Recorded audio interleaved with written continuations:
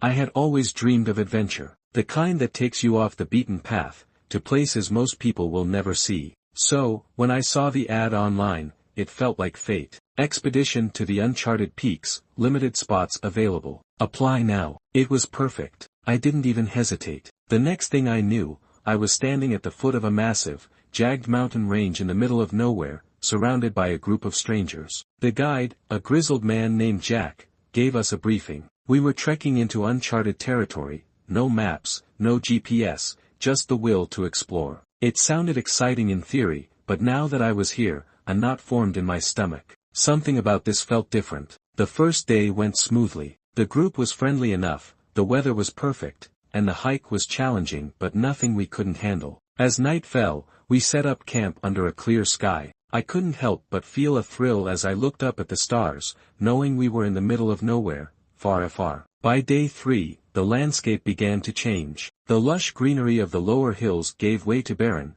jagged rock formations, and the temperature dropped. It felt like we were entering an ancient world that time had forgotten. That evening, as we set up camp, Jack gathered us around the fire and warned us about the terrain ahead. No one's gone further than this. Be cautious. There are places up ahead where people have disappeared. Disappeared, someone asked, incredulous. Jack didn't explain much, just muttered something about ancient caves and the bold ways, before dismissing us to get some sleep. I found it strange, but again, I brushed it off. The next morning, the fog rolled in thick, the kind that made the world look like it was dissolving into nothingness. We pressed forward, but the air felt heavy, oppressive. Then, around midday, we found it. A massive, crumbling stone structure, a forgotten ruin, half buried by the mountainside. It wasn't on any of the maps. It shouldn't have been there. Jack was visibly shaken when we approached, almost hesitant. Stay close. There's something in there. Of course, we had to explore it. The entrance was narrow, the stone walls covered in ancient carvings I couldn't understand.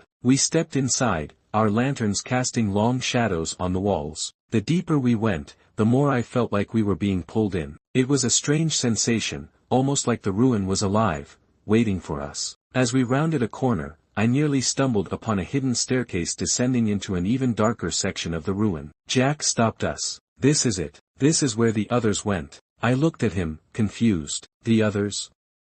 Jack nodded. The first expedition. They made it this far. No one ever came back. Despite his warning, curiosity got the better of me. We descended into the dark, our footsteps echoing in the silence. Then, we found it. A hidden chamber, sealed off for centuries, with walls covered in shimmering, gold leaf patterns. At the center of the room stood a massive stone pedestal, atop which rested an ancient artifact, a small, intricately carved box, glowing faintly. The moment we touched it, the ground rumbled. The walls shook. A hidden passage slid open, revealing a narrow tunnel leading further into the depths of the mountain. Jack's eyes widened. This is what they were looking for. But as the dust settled, something else happened. A figure appeared at the entrance of the chamber, tall, cloaked, and silent. It wasn't a person. It was something else. Something that had been waiting for centuries. But instead of attacking, it simply stood there, observing. It was clear, it wanted us to leave. With a shared,